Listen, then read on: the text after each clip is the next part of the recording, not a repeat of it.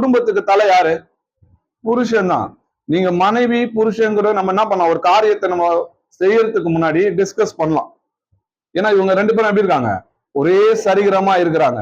அதை என்ன பண்ணலாம், எப்படி பண்ணணும்னா ஒரு காரியம், எந்த ஒரு காரியமா இருந்தாலும், ஒரு சின்ன காரியமா இருக்கட்டும் பெரிய காரியமா இருக்கட்டும், நான் இதை செய்ய போறேன் எல்லாவற்றையும் என்ன பண்ணணும், மனைவி கிட்ட தெரிவிக்கணும். மனைவியை வந்துகிட்டு என்ன பண்ணக்கூடாது, மறைக்க கூடாது எதையும்.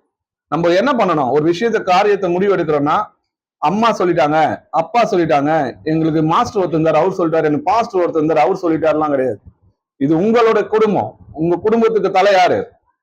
புருஷனா இருக்கிறார், அவரு தான். அப்ப நீங்க அவருக்கு சரிகிரத்தில் அவங்க எப்படி இருக்கிறீங்க, ஒன்றா இருக்கிறீங்க, ஒரே சரிகிரமா இருக்கிறதுனால நீங்க என்ன பண்ணுங்க, ரெண்டு பேரும் பேசி என்ன முடிவு எடுக்கணும்ன்றது யார் எடுக்கணும், புருஷன் தான் முடிவு எடுக்கணும்.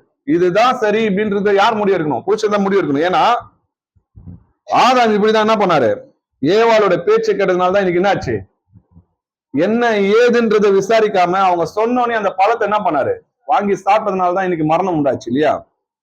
ஆதாமை நோக்கி கர்த்தர் என்ன சொல்றா பாருங்க, நீ உன் மனைவியின் வார்த்தைக்கு செவி கொடுத்து புசிக்க வேண்டாம் என்று நான் உனக்கு விளக்கின விருட்சத்தின் கனியை புசித்ததுனாலே பூமி உன் நிமித்தம் சபிக்கப்பட்டிருக்கும், நீ உயிரோடு இருக்கிற நாள் எல்லாம் வருத்தத்தோடும் அதன் பலனை புசிப்பாயின்னு சொல்லி எழுதியிருக்கு.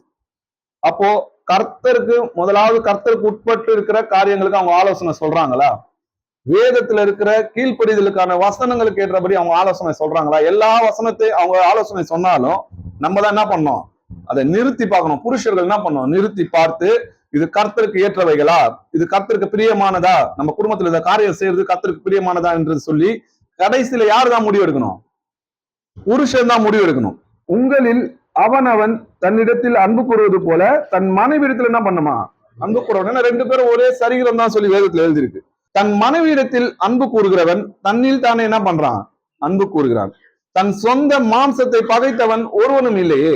கர்த்தர் சபையை போஷித்து காப்பாற்றுவது போல ஒவ்வொருவரும் தன் மாம்சத்தை போஷித்து என்ன பண்ணோம், காப்பாற்றுகிறான்.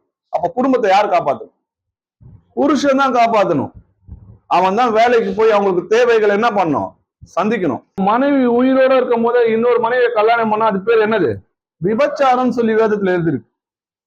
அப்போ இன்னைக்கு போதிக்கிறவங்க மட்டும் கிடையாது, அவங்க ஒரு ஊழியத்துக்கு வர்றாங்க அப்படின்னா அவங்க குற்றம் சாட்டப்படாத இருக்கணும். அப்ப அவருக்கு ரெண்டு மனைவி இருக்கிறது அப்படின்னா நம்ம என்ன பண்ண கூடாது, அவங்க போதகத்தை கேட்க கூடாது. அப்படிப்பட்டவங்க போதிக்க கூடாதுன்னு வேதவசனம் சொல்லுது.